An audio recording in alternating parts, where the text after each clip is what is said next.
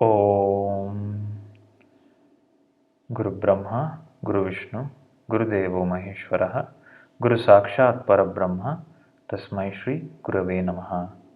My salutations to the Sadguru, the enlightened Master, who bestows upon us the highest wisdom of Atma Gnana, self-realization, which liberates us from all bondage and suffering.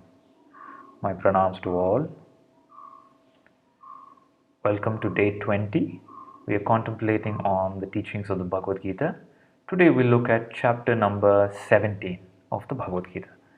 It's called Shraddhatraya Vibhaga Yoga. Shraddha means faith. Shraddha is known as the spiritual quality, the very important requirement for spiritual evolution. It is the faith in the grace of the Guru and God, the faith in the divine, because you have reached a stage where you've come to an understanding that whatever you do, whatever we do, is not going to bring us the highest realization. It has to be from the grace of the divine. The divine has to shower the blessing to liberate us. In the Shraddhatraya Vibhaga Yoga, Sri Krishna outlines the three types of faith, three types of Shraddha.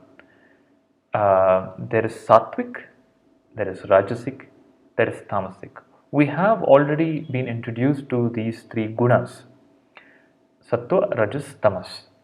Here, Sri Krishna goes on to explain further on how these gunas operate and how the Shraddha of a person can also be Sattvic, Rajasic or Tamasic.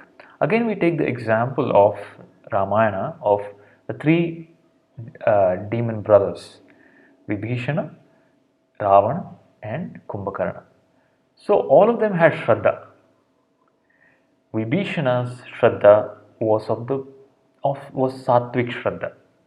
So he was embraced by Rama and he became a friend of Rama. Even though he was born in such a family, he lived in such an environment, because of his pure heart and intentions, he became close to Rama. Ravana, on the other hand, has Rajasic Shraddha. His path is action and aggression. So much so that when he is meditating on Lord Shiva and Shiva doesn't appear, he goes and shakes he goes and shakes Kailasa. So this is, and he forces Shiva to come. So Rajas is a path of force, and Sattva is a natural path. It is a path of softness. And then there is Tamasic, Kumbhakarnas. So the tapasya and the prayer and the approach towards God is very tamasic in nature. It involves sacrifices of various life forms, causing disturbance to the other, destroying nature in order to please the divine. So the three types of faith are outlined to bring a clarity to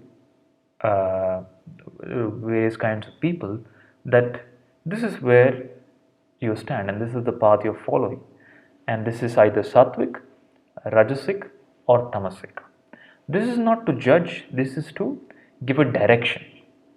And also Sri Krishna goes on to talk about various types of food.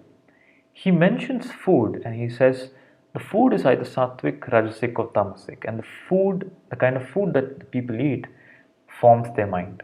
And we have heard, we are what we eat. And we have also heard, let food be thy medicine. In many cases, the food that we eat can significantly help us in our spiritual journey, or it can disturb the mind and the body. If the body is disturbed because of the kind of food we are eating, then many of the spiritual practices become hard to follow.